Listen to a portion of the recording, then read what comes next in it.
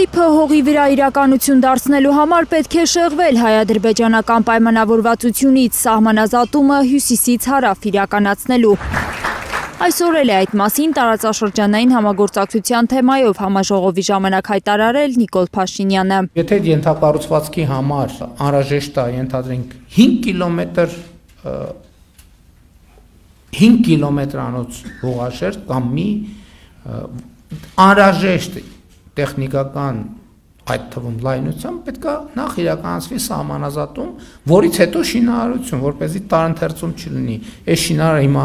շինարարը ինքն էլ համոզված լինի, որ երկրի տարածքում է գործում։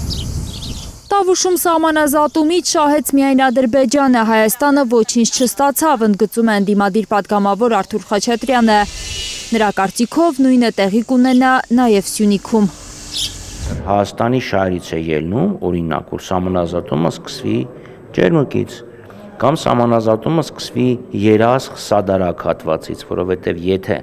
Երասխ-Սադարակ երկաթուղին կամ ճանապարհը չգործի, ապա Հայաստանի ներքին շրջափակումը, այսպես ասած, չի վերանա։ Այս հատվածում Փաշինյանը քարտեզի վրա բացատրում է, որ աշխատանքներ են անում Երասխից երկաթուղի կառուցելու ուղղությամբ, բայց եթե այդ երկաթուղին չմիանա Ադրբեջանի երկաթուղուն, դա չի աշխատի։ Մենք կարող ենք երկաթուղի կառուցել, բայց եթե այդ երկաթուղին չմիանա Ադրբեջանի երկաթուղուն, չի աշխատի այդ երկաթուղին։ Փաշինյանն այս նախադասությամբ բացատրում է, թե ինչ կապ ունի Ադրբեջանը Թրիփ նախագծի հետ։ Մեր հետաքրքրություն թեկուզ եւ Թրիփ անվան տա։ Խաչատրյանը հիշեցնում է, որ հնարավոր էր այդ կապն ապահովել առանց Հայաստան-Իրան կապը խոչընդոտելու, էստակադաների ու թունելների կառուցմամբ, ինչպես քննարկվում էր 2001 թվականին Հայաստան-Արցախ կապի համար։ Ադրբեջանը չի համաձայնվում ամենայն հավանականությամբ եւ պարտադրում է, որ ամբողջ ճանապարհով, ամբողջ սահմանով երկաթուղի գործի, որի իրավական ռեժիմը հասկանալի չի։ Փաշինյանը կարծում է ամեն ինչ պարզից էլ պարզ է։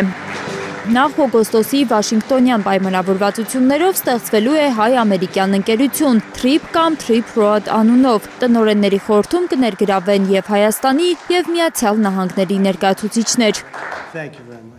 Ռազմավարական նշանակության հարցերի վերաբերյալ Հայաստանի ներկայացուցիչները Հայաստանը կունենա վճռական ձայնի իրավունք։ Ու չի սահմանափակվի Հայաստանի որևէ ինստիտուտի իրավունքը այդ հատվածում։ Հստակ աներկբա միանշանակ եւ տարընթերցման տեղի չտվող պատասխան եմ ուզում տալ։ Ոչ։ Կառուցապատման եւ վարձակալության իրավունք են տալու այդտեղ շինարարություն սկսելու համար։ Երկու սցենար է քննարկվում՝ 49 կամ 99 տարով։ Եթե մենք օրինակ ասենք, որ 5 տարով ենք տալիս այդ հողը, ոչ մեկ ներդրում չի անի, որովհետեւ անիրատեսական է 5 տարում այդքան ներդրած գումարը ետ ստանալ։ Երբ ավարտվի կառուցապատման իրավունքի ժամկետը, այդտեղ կառուցված գույքը դառնալու է Հայաստանի սեփականությունը, բայց մեր երկիրը միշտ լինելու է հողի սեփականատերը, Փաշինյանի պնդմամբ։ Բայց հողը միշտ է Հայաստանի Հանրապետության սեփականությունը։ Հայաստանի ղեկավարը պատմել է, որ Կոպենհագենում Ալիևի հետ քննարկել են, թե Թրիփ նախագծից առաջինը ինչը պետք է կառուցել։ Մտածել են, որ ամենաարագ էլեկտրահաղորդման գծերն ու գազամուղը կլինեն։ Դա նախնական քննարկում էր եւ հետագա քննարկումների ընթացքում դա ավելի կկոնկրետացվի։ Եկող տարվա երկրորդ կեսից հավանաբար հենց դրանց շինարարությունը կսկսվի։ Բայց գազամուղն ու էլեկտրահաղորդման գծերը երկաթուղու տարածքում չեն լինի, կանցնեն դրանից հյուսիս։ Փաշինյանի խոսքով ռելիեֆը թույլ չի տալիս, որ ամեն ինչ մեկ տեղում լինի։ Բայց ամեն ինչ կառուցելու համար պետք է հստակեցնել սահմանը Ադրբեջանի հետ։ Հիմա իրանք ասում են, չէ, հիմա ներքևում Սյունիքում սահմանազատում անենք, որ էլի ցանկալի սահմանագծերը գծի։ Չնայած իշխանությունների հրապարակած մանրամասներին Խաչատրյանի համար անորոշ է մնում Թրիփ ծրագիրը։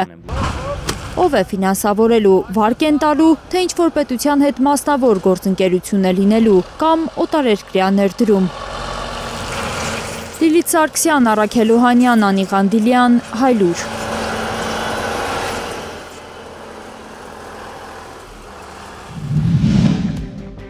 Հայաստանում եւ աշխարհում տեղի ունեցող իրադարձությունների մասին առաջինը իմանալու համար բաժանորդագրվեք մեր ալիքին։ Սեղմեք զանգակը, որ բաց չթողնեք ամենահրատապը, ամենակարևորն ու հետաքրքիրը։